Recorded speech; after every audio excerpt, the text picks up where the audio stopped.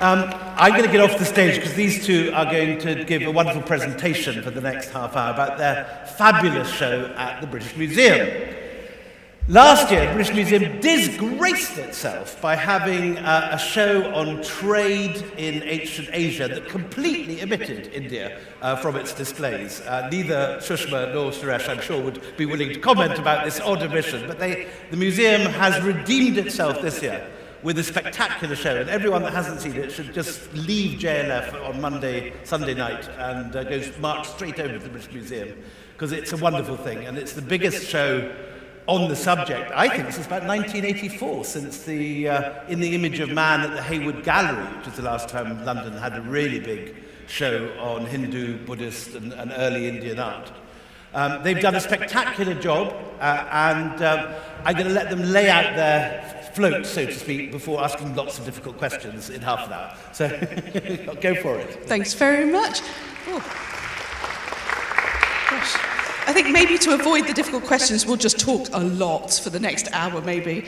But what we wanted to do first was actually talk a little bit about the book and the exhibition, because obviously they go hand in hand. You don't have one without the other. And it's been a really wonderful experience writing with Suresh. We've both learned so much. It's been fabulous. And there are a couple of key themes that really run through this show, which are really important to me. One is collecting histories, and you'll see that threaded the whole way through the show. It's one of my non-negotiables. And the second one is working with our community partners. So from the moment the exhibition was approved, one of the first things I did was WhatsApp my lovely colleague Kate McSweeney in the communities team, say, right, let's get everyone together. And we did, which was brilliant. And so I'll talk a little bit about that as we're going through, as well as going through the third thread, which is, of course, the exhibition itself, and looking at a subject which I think outside maybe quite rarefied academic circles, people don't know a great deal about, and that's the origins of Hindu, Jain and Buddhist art in the nature spirits of the subcontinent. Ooh. So when you first, I've been quite selective with my slides. I didn't want to give everything away, so I've missed out the first bit, the entrance. When you first enter the show, you see not one, but 3 sacred images in front of you. There is an image of a Buddha, of Ganesh, and also a Jain Tirthankara. And immediately what we want to do is say that this is not one of your shows about just, one of the many religions of the subcontinent. I think generally people have done that, and all of those incredible similarities, the wonderful synergies between the art, tends to go missing. And I wanted to do something which really brings people together and reflects how people lived and worshipped in the past, and also how we all live together alongside each other today as well. And once you've got past that bit, you enter the nature spirit section. And here, it's very much kind of immersive. There are the sights of nature all around you, projected on the walls. You've got the sounds of animals, birds calling, water running, rustling leaves. And in addition to that, you've also got the scent of sandalwood running all the way through the show. Once again, all of this stuff is evoking the idea of nature, and importantly, it's outside, because a lot of these images that you will see were venerated outside. It wasn't all happening inside temples, it came slightly later.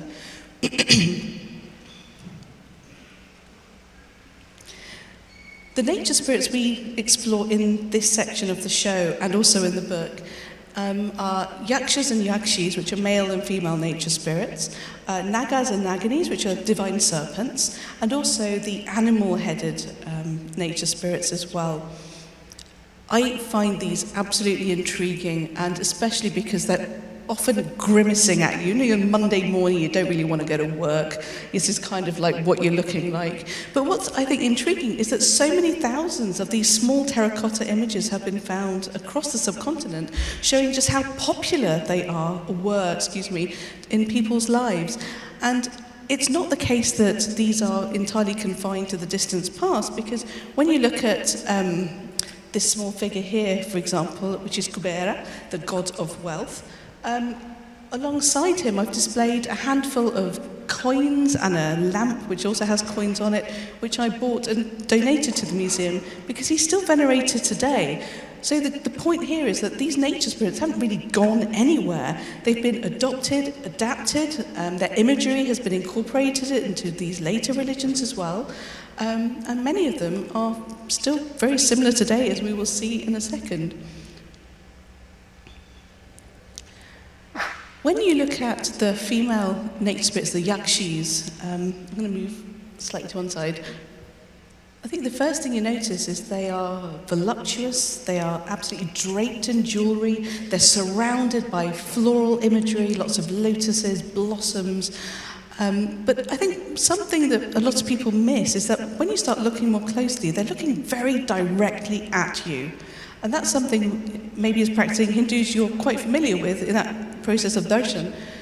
But you look a bit more closely still and you see that there are weapons. Some of these incredible figures you can see emanating out of their hairstyles are a spray of different weapons. There's spears, elephant goads, axes, tridents. So these have a martial quality as well. And although this incredible terracotta figure was very generously loaned to us by the Ashmolean, it dates to about 1st century BCE, AD-ish. You see the larger limestone sculpture, which is in comparatively poorer condition, comes from a Buddhist context, and yet the imagery is still very similar. And when I mentioned that some things stay the same, I think Gaja Lakshmi is a wonderful example of that, because anyone who looks at the beautiful sculpture at the top, which was very generously loaned to us by CSMVS Museum in Mumbai, you can see Lakshmi sitting on a lotus flower. She's being you've got elephants on either side pouring pitchers of water over her, lustrating her. And if you go to any Indian corner shop and buy a poster or a calendar, the imagery is identical. It really hasn't changed. And yet that figure is actually from a Buddhist site, so the Pitalkora caves from Maharashtra. And it dates to about the 2nd century BCE. And so if you think for over 2,000 years the imagery stayed the same, because the artist so successfully captured and evoked the idea of fertility and plenty, it almost hasn't needed to change. And these are my favourites. I like the divine serpents. I've got even wearing my divine serpent bracelet today. And one of the things I find really intriguing is that whenever you look at any of, maybe Hindu, Buddhist or Jain art, you'll often find a snake somewhere. And you've got the large panel on the far side, and you have this 5-headed rearing cobra protecting the sacred shrine, and warding off anyone who comes with evil intent. And then if you look at these 3 small bronzes at the bottom, you have the Buddha seated, being sheltered by Mukhalinda, the Naga. You've got Parshvanath, the Jain enlightened teacher, being sheltered by one of his attendants, Dharanendra. And then right at the bottom, you have Vishnu lying on Anantasesha, the cosmic serpent, in his yogic slumber. And you see, as I mentioned before, this idea of adoption and adaptation, because these divine serpents were so powerful and so much a part of people's lives in the ancient past. They were among the earliest ancient deities to be shaped into stone and terracotta sculptures. And I find it intriguing that they're still so very much with us today. And this one, I'm going to ask Suresh to talk a little bit about his discovery of the lion face yaksha. So the last section of the nature spirit section involves animal-headed deities or deities with animal attributes. The most well-known figure, of course, is Ganesha, who still survives, and he has a lot of yaksha characteristics. He is pot-bellied, just as Kubera and some of these other yaksha deities are. One interesting thing about the yakshas was also that they were deities that were capable of possession. So possession worship was an integral part of a lot of these yaksha traditions as well. Besides the elephant-headed deity, one figure that we came across that was interesting was this lion-headed yaksha. His exact identity is not very clear, but this figure was reused later on in a Buddhist context in a 7th century sculpture showing the moment of the Buddha's enlightenment. And hovering above the Buddha, you find this lion-headed figure as one of the hordes of Mara's army. Mara being death personified, trying to prevent the enlightenment of the Buddha. And one of the soldiers in his army appears as a lion-headed figure. And yakshas are also associated with obstacles, making obstacles and removing them. That's also a feature that is still associated with the elephant-headed deity Ganesha. And then you enter the Jain section. You'll notice that this is a really colourful show. It's very different from maybe your more traditional British Museum show. And we actually went with the designers to visit Neasden Temple, for example, on site visits to really help them get the idea of what it is to be like inside one of these sacred spaces. It's not a dull, dark experience. It's vibrant, it's colourful, it's exciting, it's got so much sound, there's lots of people. And we really hope, with the sounds going through the show, that people will feel compelled to chat to one another, because it's just more normal. It's a better way of experiencing the sacred art. And all the way around the back, I mentioned collecting histories. That whole section talks about the archaeology done in Mathura during the colonial period, which was appalling. One Dr. Fura did some horrendous digs there. And when you see a lot of early Indian art, there's lots of circa 2nd century to 4th century, or circa 1st century to 3rd century. And a lot of that's because we simply do not have the archaeological data we need, or the inscriptions. We're both historians, and I have to say I'm a big fan of the inscription or texts. But often we don't have that, and so it's a struggle to date it. And so the earliest certain image of a Jain Tirthankara or enlightened teacher in sculptural form could date to about the 1st century BCE. We're certainly not certain, because it's hard to date a lot of it unless you do it stylistically. And that's part of the story we wanted to share at the back there. And looking a bit more closely at this, another amazing loan, this one from the V&A, you see that when you look at Jain Tirthankaras, they are shown in one of two postures. They're either seated or standing in meditation. And they're all identical, and the only way to tell them apart is if they have their symbols with them. And here you have Parshvanath, the 23rd enlightened teacher, and you can see that wonderful canopy around his head, and that's Dharanendra, his serpent attendant, protecting him from a storm sent by a malevolent being. And he also has his female nature spirit attendant, you say Padmavati, holding a parasol above his head, and she also has a small canopy of snakes around her head. And talking of nature spirits, I now see nature spirits everywhere, become slightly obsessed. And when you see these beautiful Ayagapata, another loan from the National Museum in New Delhi, which is incredible to have that as part of the exhibition, these were large tablets of homage, maybe about 1 metre square, a few inches thick. Most of them that we know of were actually donated by women in the ancient past, which surprises lots of people. But when you look at this panel on this side, you see that the origins of this kind of panel underneath the tree come from nature spirits. And I'll talk about that image in a second. Oh, I had to share this. Of course, it's a literature festival. Had to share the book. But one of the things that came out of our community panel work is that ahimsa, non-violence, is a key principle in Jainism. And so one of the things we talked about was having the exhibition and building it without materials that use animal-derived products. So all the paint in the exhibition is vegan, all the textiles in the show is vegan, and even the book, for the first time, is completely vegan. So it's just, I suppose when you think about the exhibition, you think about an iceberg. There's the pretty stuff you see in the gallery, but there's so much that lies underneath that. We've got some community panels through the show, even in the shop we worked on together. So I think when you go in, do have a look at those panels, because it shows how we've worked together.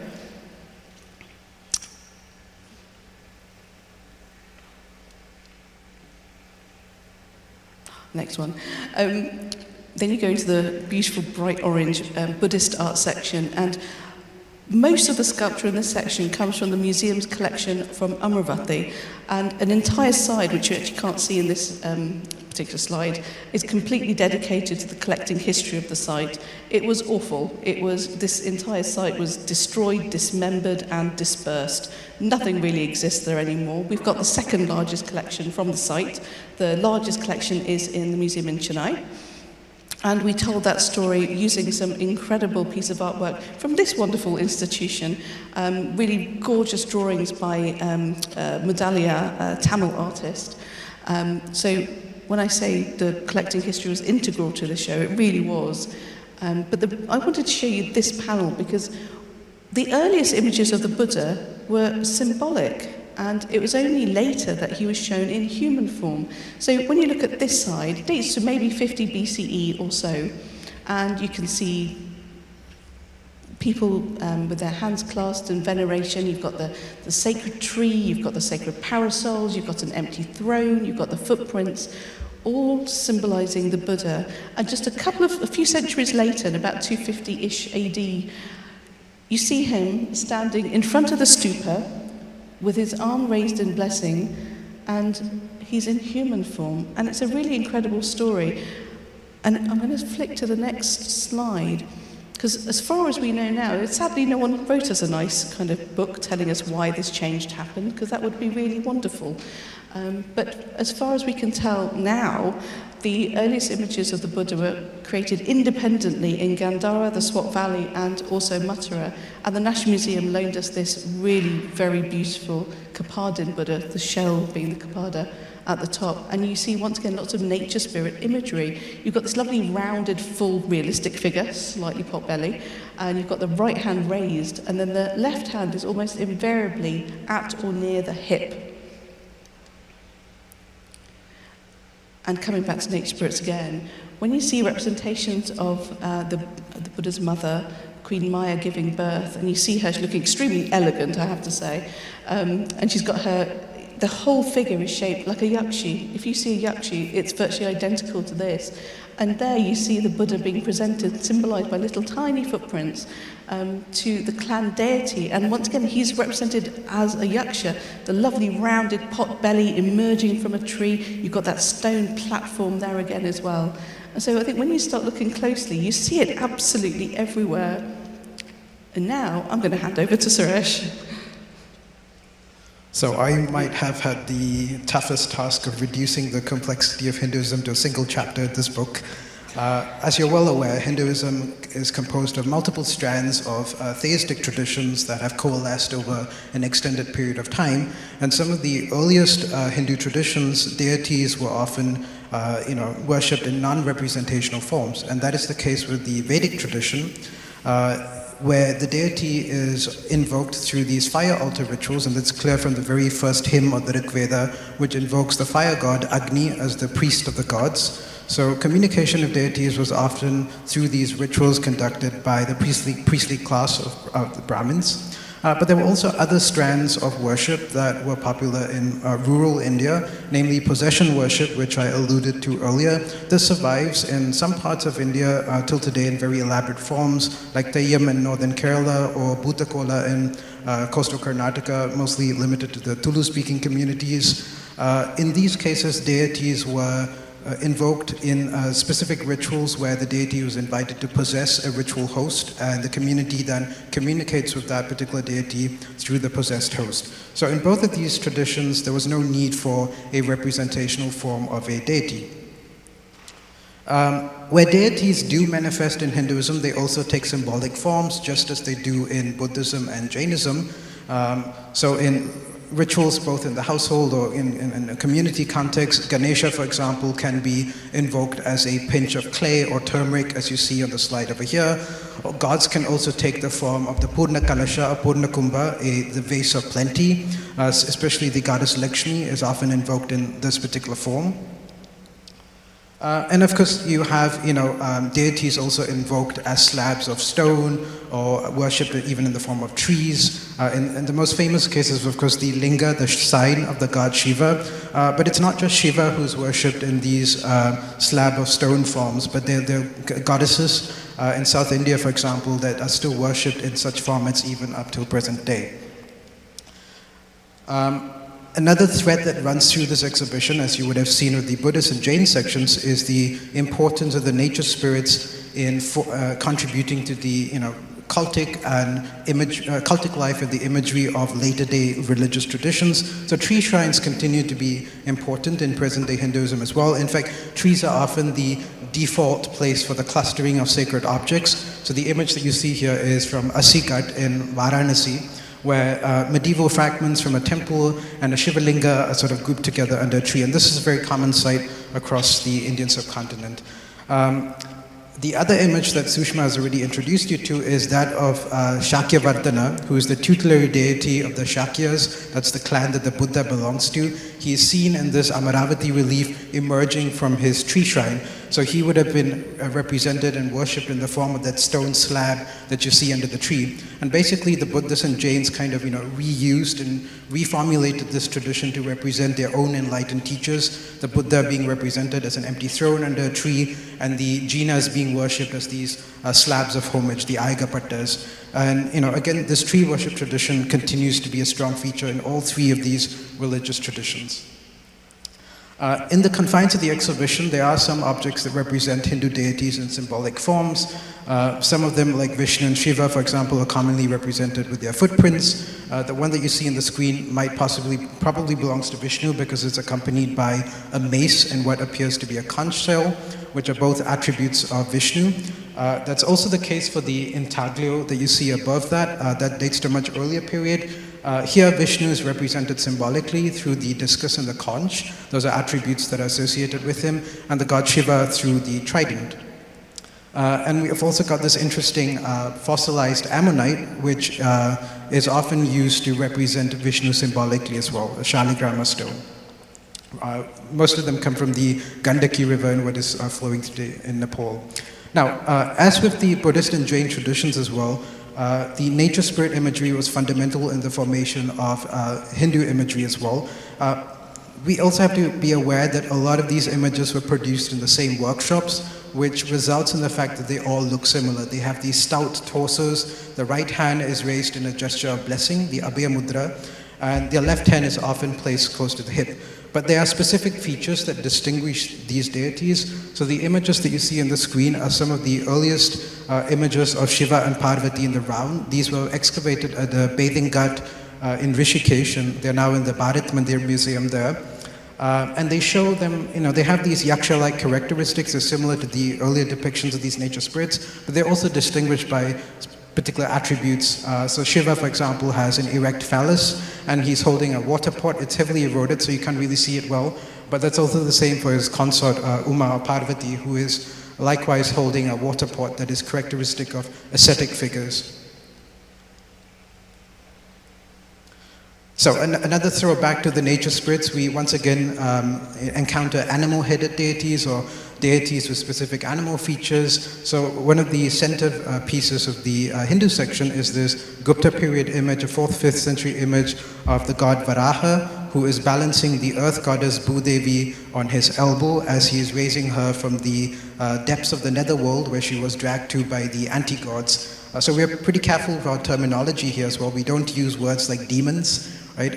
They have a Judeo-Christian connotation that doesn't often apply to many of these Hindu stories. If you read the Puranas, for example, these antagonists often have a backstory. They're cursed by someone to take on this, asura form. So they're not exactly, a symbol of irrevocable evil. And again, harkening back to the yakshis that you saw earlier, one feature that Sushma highlighted was the fact that some of these yakshis have martial characteristics. They have these weapons sticking out from their hair. But in later periods, these attributes are transferred to the hands of the deities. So one object that's featured in the Hindu section is this 4-armed bronze goddess. She's about the size of a small water bottle. One thing you might miss out about her is that she's actually 4-armed, right? But 2 of her back arms have broken off, but you can still see the stubs of where the arms would have been. So this image kind of marks this transitional moment to multi-armed figures that we see as being so characteristic of Hinduism today. And we also get some multi-armed figures and coins like that of Vishnu or his incarnation Vasudeva Krishna appearing in an 8-armed form on a Kushana coin. The other thing that the book explores is the diversity of early Hindu temples. Now, most of us today tend to think of a Hindu temple with a tapering tower, a shikara or a vimana, depending on which part of India you're from, you might call it differently. But that's not the case with all early Hindu temples. There's a lot of architectural diversity in the early periods that has been lost over time.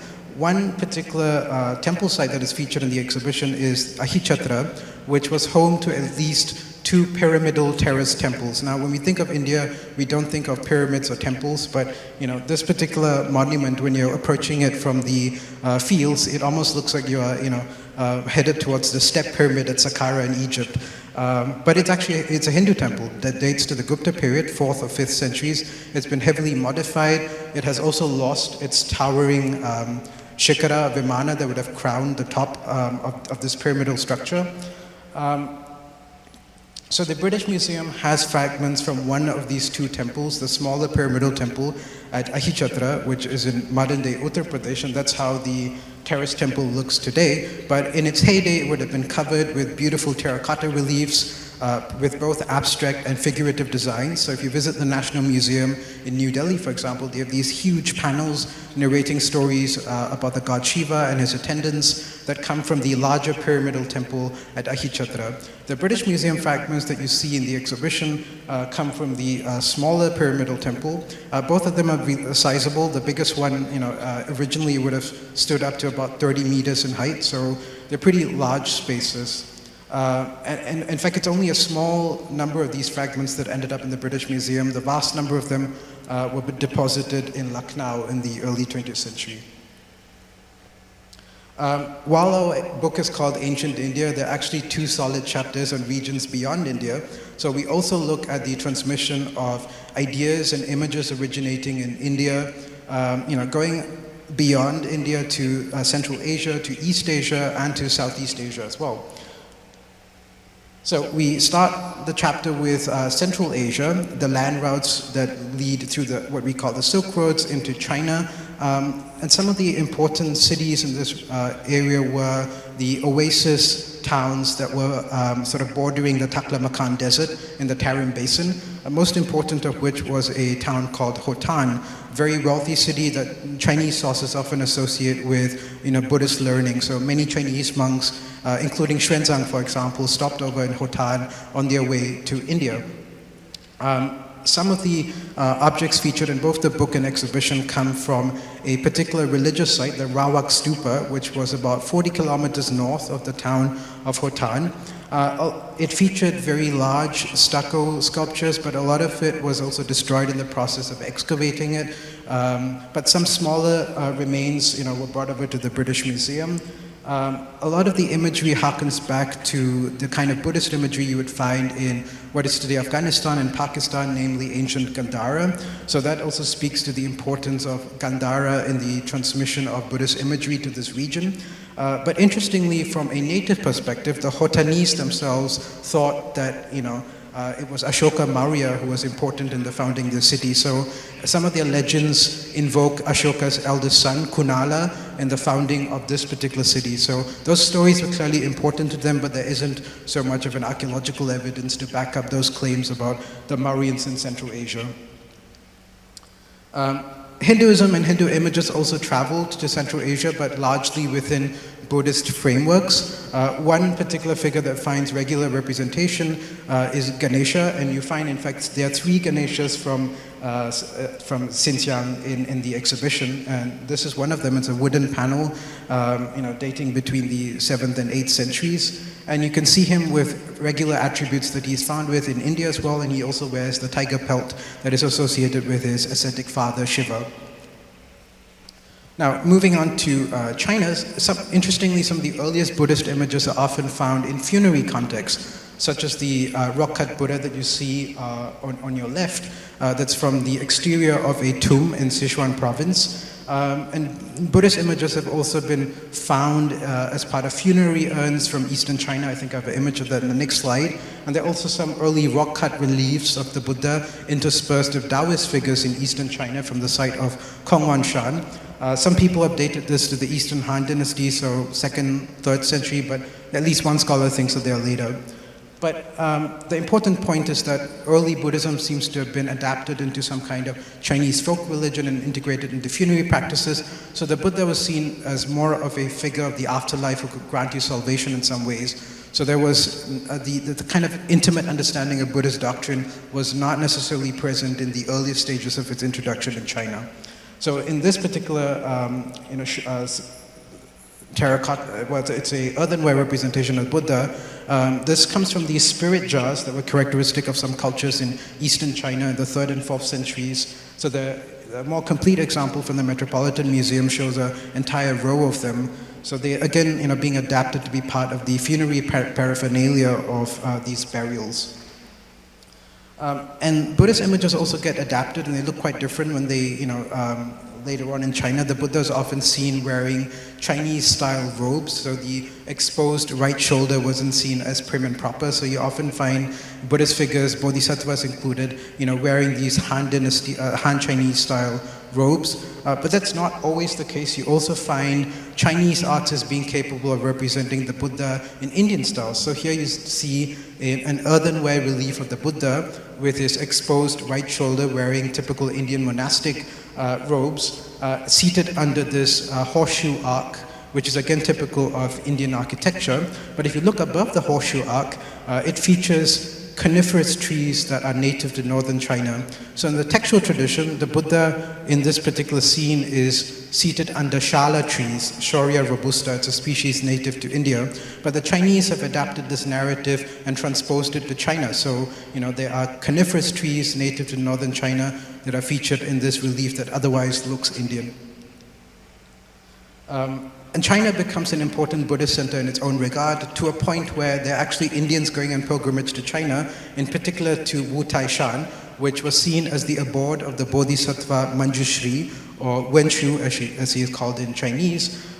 This became a major pilgrimage center, not just for Chinese, but for peoples around them.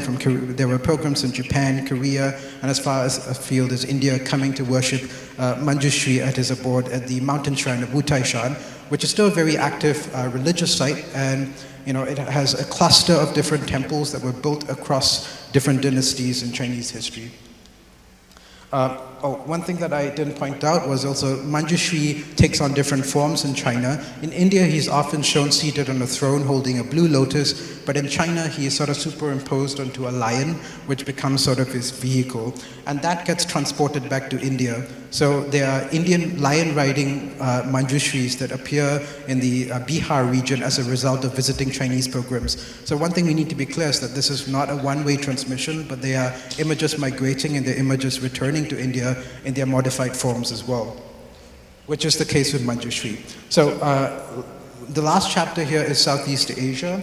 Now, just like India, the worship of the nature spirits was quite important in Southeast Asia, and this might go to some extent in explaining the success of Hinduism and Buddhism in Southeast Asian context. The pre-existing worship of natural features like rocks and stones, deities associated with plants in particular, such as the rice goddess that you see over here, that was important in the intersection of Hinduism and native Southeast Asian religious practices, and they continue to be the case today. So Nagas, for example, are a very prominent feature in mainland Southeast Asian Buddhist context. You often see them as a balustrade or adorning a staircase, and that's because they were thought of beings that could connect different realms. So this is another example of how indigenous nature spirits were sort of assimilated into Hindu practices. This is a temple that's about 20 kilometers away from the capital Phnom Penh in Cambodia. And from the exterior, it looks like a regular Hindu temple, but if you enter it, it enshrines this giant natural rock, which from about between the 6th and 11th centuries was considered a manifestation of the god Shiva. Now this is not surprising because even in Indian context there's this concept of a Swayambhu Linga, a self-emerged Linga. So even in India you do find natural features being worshipped as a manifestation of a deity. The Amarnath ice Linga, for example, is a famous example. And this happens in Cambodia as well. So there are a number of other temples and cave sites, for example, where the stalactites are repurposed as manifestations of Shiva as well. So these are some of the images from Southeast Asia that you'll be encountering in the exhibition. And just as happens in China, some of these images are adapted and reformulated. Ganesha, for example, in a Javanese context, he often appears with his regular Indian attributes. He has his noose, he has his axe, and he has his broken tusk. but he's also holding an empty bowl. Now, in an Indian context, the bowl would have been filled with modakas or laddus, whatever sweet stuff that he's fond of. But in Javanese context, the bowl is often empty, suggesting that they might have interpreted this in a different way. So there are minor changes and tweaks that happen to a lot of these images that migrate beyond India. And the other thing I should also point out is some of the most spectacular Buddhist and Hindu monuments are not in the Indian subcontinent, but actually in Southeast Asia. The largest Hindu temple, Angkor Wat, 12th century, and slightly earlier we have the Buddhist sanctuary of Borobudur. Yes. Sorry, very quickly. The end of the exhibition, they're not British Museum objects, these are loaned objects. We worked with our wonderful partners from the Buddha Padipa Thai Buddhist Temple in Wimbledon for the Golden Buddha, who they loaned it to us. Creatives loaned us this lovely dancing Ganesh, and the owner of that company bought that originally for his sister's wedding before he set up his wedding company. And the beautiful Jain Tisankara got Parshvanath again was originally from India, but was used in a devotional context here in London. And all of the images at the back are also from the UK, because one of the messages for this exhibition is that this is all now part of our shared cultural heritage here. This is not, quote, foreign stuff. We've got diaspora communities here, we venerate, and these images here too. And we've worked with a lot of wonderful British South Asian artists as well, one of whom is here, which is very exciting, to have beautiful woodblock prints, for example, running all the way through the show, and also a wonderful musician, contemporary British South Asian musician, who composed the introductory music and also the wonderful music at the very end, plus all of the films running through. So there's quite a lot going on, but I think it's a really uplifting, vibrant conclusion to a really unusual kind of show. So thanks so much for listening to that bit. I think William is now joining us.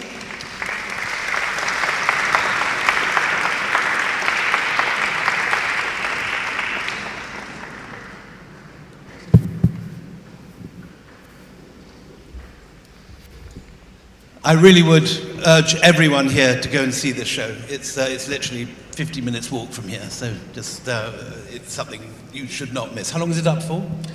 Got a long run, 19th of October, so just about You've Diwali got a while time. to see it, but don't miss it. So first of all, these nature spirits. How far do they exist today? I mean, do people... next to my house, we have a tree shrine. And at the crossroads, there's a tree shrine that's become a temple, even in the 20 years we've been living there. But people don't talk about yakshas still, do they? It's not part of the lexicon of the present, is it? Not so much, but actually, if you're venerating Lakshmi, her origins are with the nature spirits. If you're venerating Ganesh, one of the most popular gods as well, you're venerating someone with nature spirit origins, especially in terms of his imagery. So they haven't gone anywhere, they've just been adopted and adapted into the other faiths. But was this surprising to people who were coming round your show? Did you find people surprised that this was the origin of their faith, or did most people know it?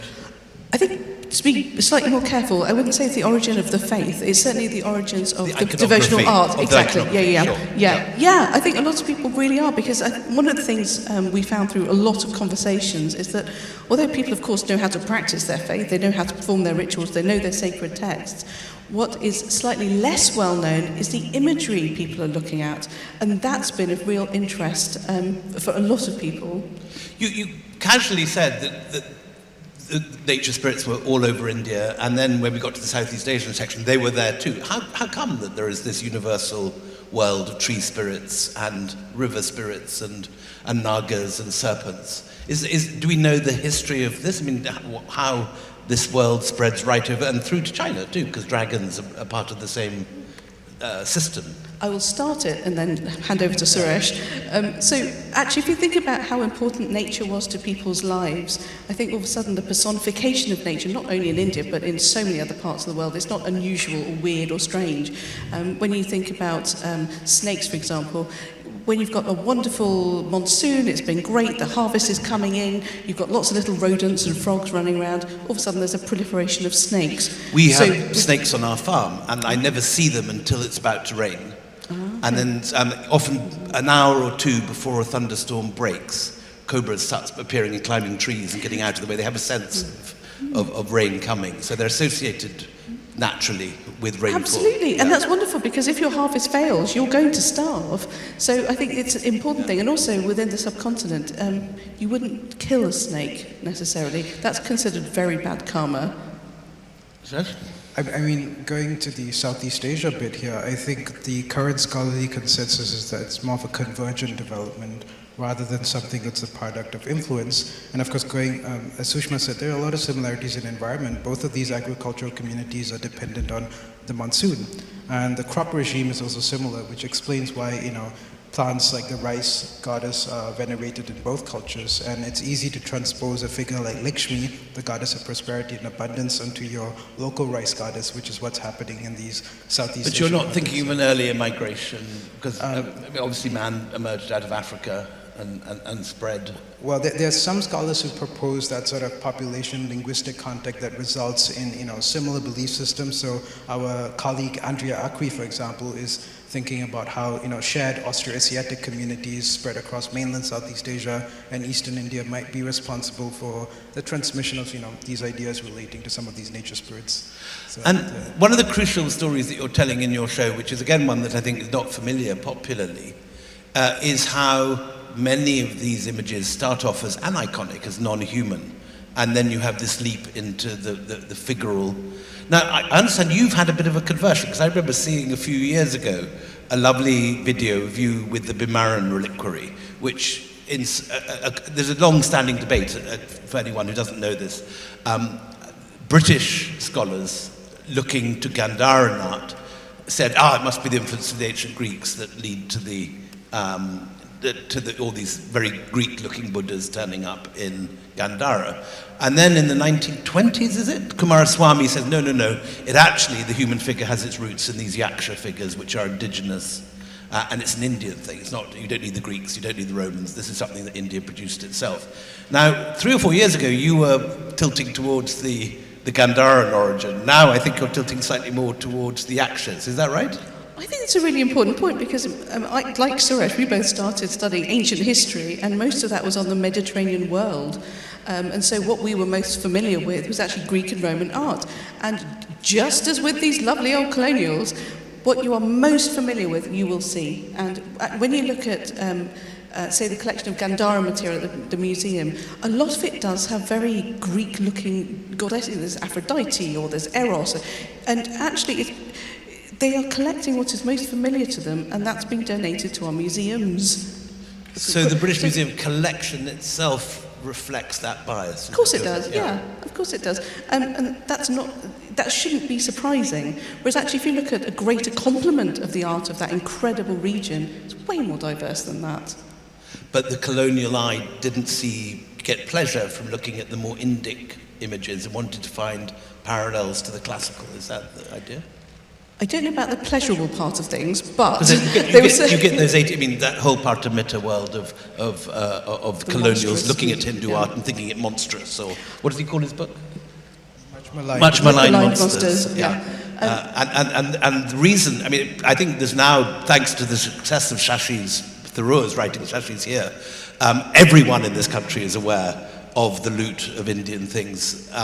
But I think you could also argue, look at it from the opposite point of view, that the British looted far more from the Mediterranean because they liked that stuff better. And actually, there's quite a lot of your collection in the British Museum comes from the actions of one or two people, like Hindu Stewart, who thought he was a Hindu and travelled around with his Brahmins and seems to have worshipped the statues he collected. Having now, collecting history, something I've been researching for over 10 years now, and I've got 2 PhD students doing the same, looking at the women collectors represented in the South Asian collections, and also South Asians represented at the British Museum, to complicate this idea of the British Museum.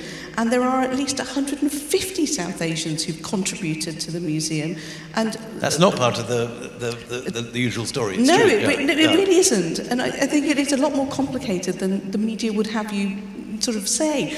And when I spent weeks trawling through the collection and found that actually fully 1/3 of the South Asia collections were contributed by women. So once again, that further complicates things. So actually, it's not just the colonial story. It's considerably more complicated than that. That's not to say that the colonials weren't heavily involved. Of course they were. One of the things you've emphasised in this show is that these are living traditions in Britain today and in this audience today, and that there are all over Britain now, there are Hindus and Buddhists and Jains. And we had all three at the opening ceremony, and that incredible sort of wall of mantras with which you opened the show was incredibly moving. To play devil's advocate, given now the prevalence of people who have read works like Shashi and the talk about repatriation, which is now universal, would you see the presence of Hindu, Buddhist and Jain communities in this country as a reason to keep some statues here and not give them back to India? Is that part of your vision of this? I mean, you're in an interesting position because you're obviously the first Indian heritage curator of this stuff in a period when this is much discussed, and this is obviously headline material. Yeah, it's tricky, isn't it? So obviously a lot of that is happening way above my pay grade, and I certainly don't want to wade into that bit and get in trouble. But working with this kind of collection and being of British South Asian heritage, born in Leicester, family from East Africa, I want to see my own heritage in our museums. Because I'll be honest, I don't really have any family left in India. The last relatives we had passed away some time ago. So my connection with the subcontinent is very different from, say, that of my grandparents or my great-grandparents, all of whom were also born and raised in East Africa, and only one of them was born in India. So I think I come at it from a slightly different perspective. But then again, doing this kind of show, I can't imagine doing it without really close collaboration with practicing Hindus, Buddhists and Jains, or whatever the subject of the exhibition. How can you not do it in partnership with people? Suresh, what's your feeling about this? You're not formally associated with the British Museum. Yes, perhaps you can speak less diplomatically, maybe. I'm not an employee of the museum, but I am also a member of a diaspora community from Singapore. In fact, Southeast Asia has one of the oldest Indian diaspora communities. Some communities trace their ancestry back to the 16th and 15th centuries. So yes, diaspora complicates questions of repatriation because there are people in those communities that have a sense of ownership with regards to some of these objects as well. Right, and the way they come to that place is not straightforward, as you said. The stories are complicated. There are, women donors. There are South Asian donors behind many of these collections as well. Right? I'm not also employed by the British Museum, so I'm allowed to speak my mind at this. And one thing I feel very strongly, as someone that works on this material too and gets great pleasure from seeing it in museums, is that if you look at the Amaravati collection, was about a third of it is here. About a third of it is here, about half of it is in Chennai, and a tiny bit is left in Amaravati. Quite a lot is actually left in Amaravati, and it's well displayed in Amaravati. It's a wonderful museum with good lighting, and there's some spectacular pieces which I had never seen illustrated before. It's much less familiar. But when you go to the Chennai Museum, I have to say it is the worst presented museum in India. And the Amaravati collection wasn't even available for public viewing for 75 years. And when they did view it, they not only cemented it together in a fairly random manner so that they now can't lend the pieces, and there was a couple of pieces that were meant to have gone to New York, which they couldn't lend because they'd cemented it into a pillar. And then they covered it with perspex, which is already scratched, so you can't actually see the stuff in Chennai. Do you feel that complicates the matter too, or do you think this is something that in time India will invest more money in its museums and we'll see displays the equal of the British Museum one? I think when you go to India today, actually, a lot of the museums are incredible. I mean, you only need to go to CSMBS to see what CSMBS is the best example. It is superb. But it's privately run, and It is. it's unique for that. Yeah. Suresh? Well, it's really a mixed bag. I mean, based on my field trip experience for this particular book, I mean, there were some wonderful museums. A lot of them, again, as you said, privately run. But the ones that were under state or government custodianship, they were very variable in quality, and you had the, cemented to the floor or paints splattered over them kind of thing going on in some cases. Yeah. It's something which is improving, and India's beginning to invest much more, but it is still a situation where quite a lot of, for example, the most important new discovery of material which might have been in your exhibition is Phanagiri, which has wonderful yakshis and wonderful nature spirits. It's the largest Buddhist site in the south. And that has been excavated 30 years ago, and it was only last year that a tiny proportion of that material got put up in a sort of Nissen hut, in response to the fact that a lot of it had been lent to New York. Otherwise, it's just sitting in a go-down in the village, not displayed. No one had spent money putting these masterpieces up. I think, now in every small village, in every small town in India has a very swanky airport. Hopefully, before long, we'll see investment in the museums too, but it's not happening yet. I think the future is quite bright, because actually there are so many more younger people going into the sector. They're interested in, archaeology, they're interested in actual museology, they're interested in conservation, and there are so many more people coming through now who've got really exciting and interesting ideas. And there are so many more partnerships happening with museums all around the world, whether it's Southeast Asia, East Asia, Western Europe, or even Americas. So I think actually things are definitely changing, but I think sometimes it's harder to see the change physically inside a museum. I think all the ideas, all the training, I think that is starting to come to fruition. So I think the future is very bright. And there's partnerships with the British Museum, absolutely, with the CSMVS. Yes, of course. Yeah, absolutely. And also MAP in South India as well. I just wanted to add, the treatment of the objects should not necessarily impinge on their legal status or ownership. Correct. And we're not suggesting that they shouldn't be there because they're treated badly or anything of that sort.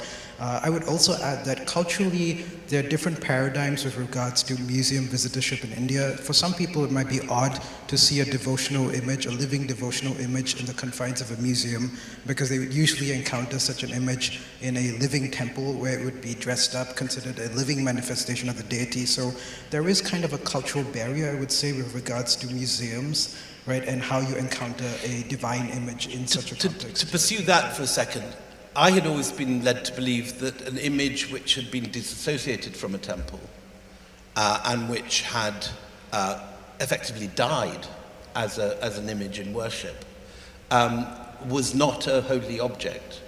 And can you reconsecrate, as a Hindu, can you reconsecrate an object and put it back into worship if it's been out of worship for 500 years or something? So there was a case that we did cite in the book where a village in Punjab where they discovered the 7th century Vishnu, and the locals refused to hand it back to the state archaeology officials and decided to deposit it in their local temple, and they started worshipping. So, and of course you can reconsecrate images as well. And one practice that I find interesting, especially in Southeast Asian museums, like museums in Myanmar or Thailand, where people venerate some of these museum images, the museums erect a special pavilion for those sacred images, and their trays where they could collect offerings as well. So the museum in some ways becomes a temple space as well. Right? Which you find, for example, in the National Museum in Delhi, where the Buddhist remains are. Yeah.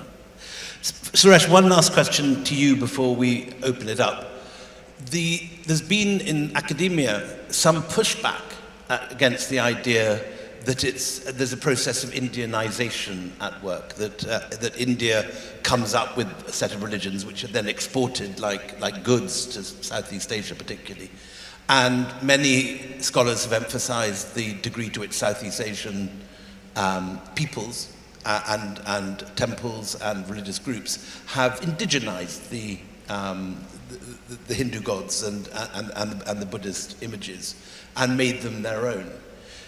In this show, you slightly lean back against that, subtly, and you very clearly make the case for the export of Indian ideas, which has been something that scholars have been, and I think internally even you had a little opposition to this from some of the Southeast Asian scholars.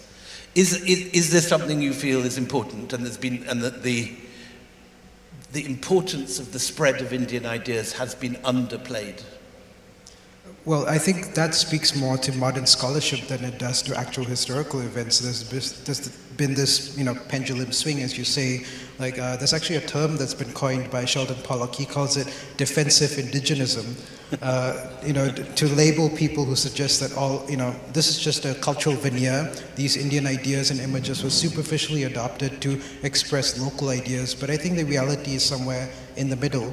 A recent scholar that I spoke to, described the Cambodians as being more Indian than the Indians. So and certainly they have perfect Sanskrit orthography and grammar, and their inscriptions are sort of nerdily literary and close to the Puranas and the Vedas. Especially in the classical Khmer period, the imperial periods. So yes, with regards to Indianization, that's a term that we completely disavow in the book. We don't use it at all because it comes with a lot of baggage, 100 years worth of baggage, in fact. And it also and yet you do make the case, and your exhibition has a trajectory which starts with these things taking a momentum forward, appearing to be more and more familiar, and then appearing in Southeast Asia. So by default, you kind of lean towards what used to be called Indianization. But we also make it very clear that this idea of India being distinct from Southeast Asia as a modern idea. You find a much more inclusive understanding of geography in the past. So coastal communities in Tamil Nadu or Bengal would not necessarily have seen the Malayo-Sumatran coast as this alien foreign land. It was as your family history shows. Yes, yeah. So it's something that you'd be familiar with. You would sail there with the monsoon. So it's not necessarily seen as us and them, at least in the periods that we are concerned with. I should just give a little nepotistic shout out to my son Sam's book, which is coming out and he's speaking tomorrow.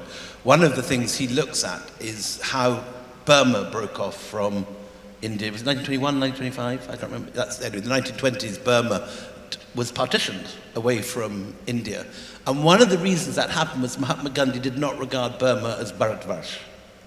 In other words, as far as he was concerned, it was outside classical India. Does that affect this in any way? I mean, it's interesting you say that because in the 19th century, the Burmese kings based in Mandalay had plans to reconquer both Gaya and parts of Bihar, to create this Buddhist kingdom. Really? So, I mean, they clearly saw themselves as part of, some kind of Indic polity. They were using Indic ideas and language to express political power. But of course, it was couched very much in Burmese local context as well. So, and there was a huge Indian population in Burma. In the 11th century, you had Chianzita, a famous Burmese king, who had two Indian wives, one from Patikera in Bengal, another a Chora princess from South India. Really? So, yeah, I think that and until 1947, a vast Chettiar community all over yes, Burma. in fact, my great-grandfather was from Rangoon as well. So, there was a very strong Indian connection, especially in coastal Myanmar for thousands of years. One of the things we've forgotten, I think, is how 1947, as well as being the end of a colonial period and leaving to partition between India and Pakistan, also cut India off from Southeast Asia and indeed East Africa, where your family went eastwards, your family went westwards. Well, slightly, because my granddad was also born and raised in Rangoon, so it's complicated. Very good. Well, we've ended up with a very cosmopolitan end to this discussion. Anyone else would like to ask some questions? There's a hand going very assertively. The bearded gentleman at the back is very keen to ask a question. He's going to read something out by the look of it. Could it be a question rather than a statement said by of course.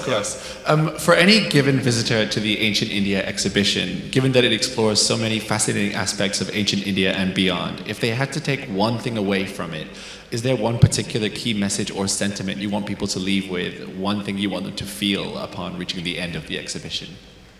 Oh, thank you. That's a really beautiful question. And yes, I do. I really want people to recognise that it's very normal to move for sacred images to move alongside people. And as people move, they also change how they might venerate or think about different things. And one of the last films in the exhibition is actually my nanny ma, my grandmother, talking to my daughter.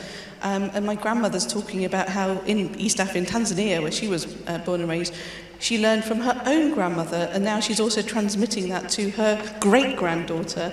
And my daughter was also talking about how she writes her letters to Santa Claus, but you know what, she also nowadays writes letters to Lakshmi, during Diwali. So, things change, and that's normal. And I think, having a really vibrant, amazing diaspora communities here in the UK, and our practices here in the UK, that's normal. This is not some unusual thing that maybe some people might have us believe. Suresh?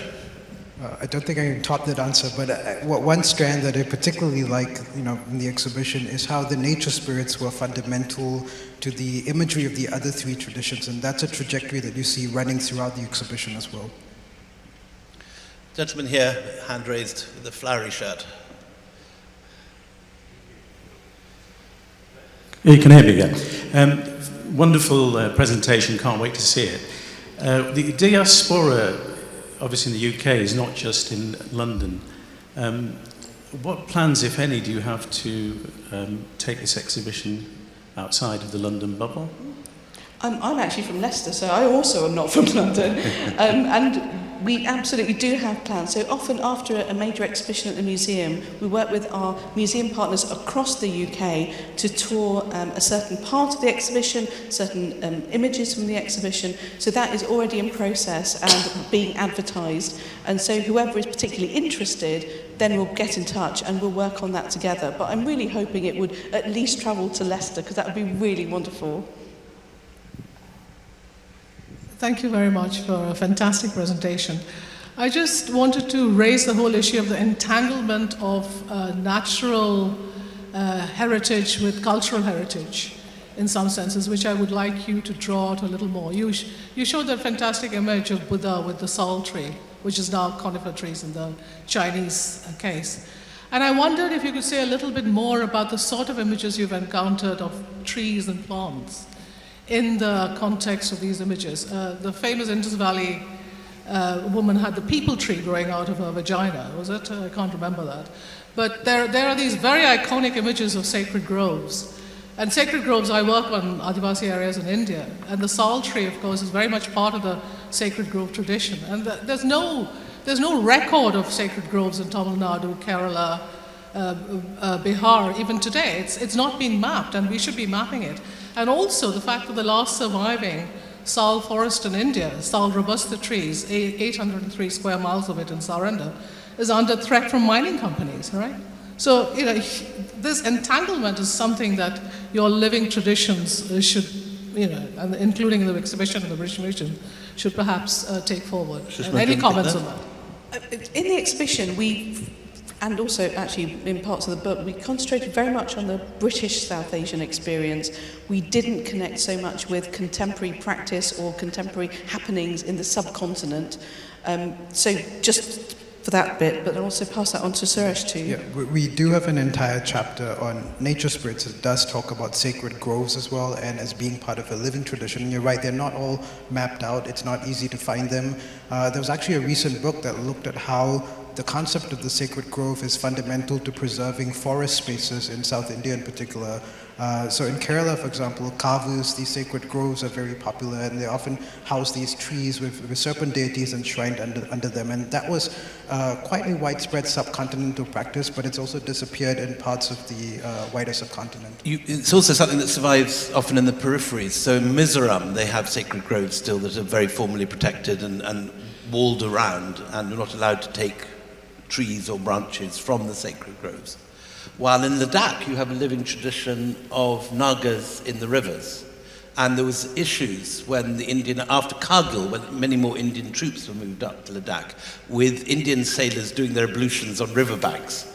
And the Ladakhis considered this to be to defecate in a river was considered to be extremely dangerous, because the Nagas would take revenge and create some environmental horror, and there'll be floods or this sort of thing. Just to very quickly add, one of the things that came out of our visit to Neasden Temple was that they've got a beautiful haveli, and it's all made from wood.